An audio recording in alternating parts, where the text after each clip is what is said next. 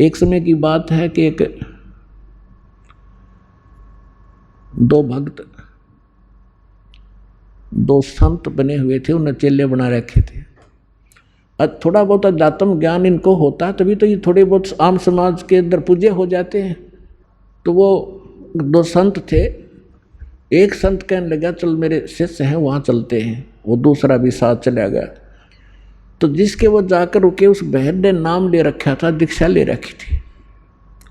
उसके घर उसकी बहन आई हुई थी, उस बहन की बहन, और उसकी बहन की लड़की विधवा हो गई थी और वो बहन बड़ी टेंशन में थी। तो जो उपदेश प्राप्त थी उस बहन ने उस बहन को जो अनुपदेशी थी उससे कहा कि बहन रोटी बनवा दे, मेरी मदद कर दे, खाना बनवा दे, साधु संत आ रहे हैं।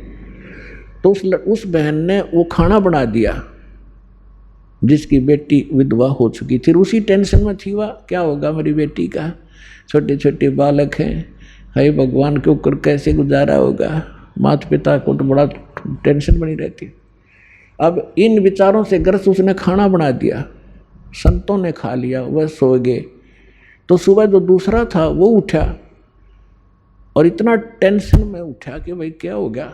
उठकर उसने अपने साथी से बताया भाई आज तो ऐसा सपना आया जैसे मेरी लड़की विधवा होगी हो, और उसका क्या होगा, मतलब बुरी तरह तड़फड़ा था। आँख खुली जब चैन हुआ है तो बुद्धिमान था, उसने कहा अपने मित्र से कि क्या इस परिवार में किसी को कोई आपत्ति है। तो बोला जी मन ने भी नहीं पता करता हूँ। उसने अपनी शिष्या बुलाई कि बेटी आपकी कोई तकलीफ है किसी प्रकार की, कोई लड़की को हानि होगी है। तो वो कहने लगी जी मुझे तो कुछ है नहीं, आपकी कृपा से मेरी बहन आई हुई है और उसकी लड़की मर गई, उसकी लड़की विधवा होगी, अभी 10 से 15-20 दिन हुए हैं और वो आई थी। तो उस संत ने पूछा क्या खाना किसने बनाया महाराज, कि उसी ने बनाया था। अपने आत्मा उस बहन के द्वारा बनाया गए भोजन में भी वो विचार प्रवेश हो गए और उस संत के ने खाया उस पर भी प्रभाव डाला उसने।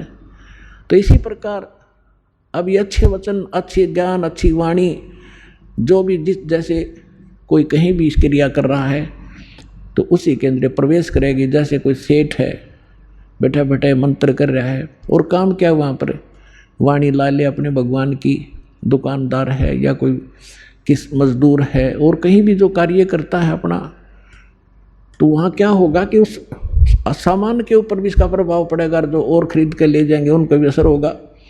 तो इस प्रकार हमारे जो सभी की आत्माओं पर पाप कर्मों का विष चढ़ने से मूर्छित पड़ी है या जागेगी और फिर भजन में लागेगी। तो इस प्रकार इस परमात्मा का जो ये इंस्ट्रूमेंट बनवाने का जो उद्देश्य था, प्रयोजन, ये कोई ऐसे नहीं है। नहीं तो इसके अंदर सारी बकवास देखें, जब तक ये ज्ञान नहीं होता। कोई फिल्म देख रहा है, कोई और बकवास देख रहा है, कोई खेल देख रहा है, और अब ये ज्ञान होने के बाद कि ये बकवास छोड़ के इसमें भगवान देखो, परमात्मा का नाम सुनो, ज्ञान सुनेंगे। तो यही इंस्ट्रूमेंट जो दुरुपयोग करके हमारा जीवन नाश कर रहे थे, ये हमारे जीवन को सफल करेंगे।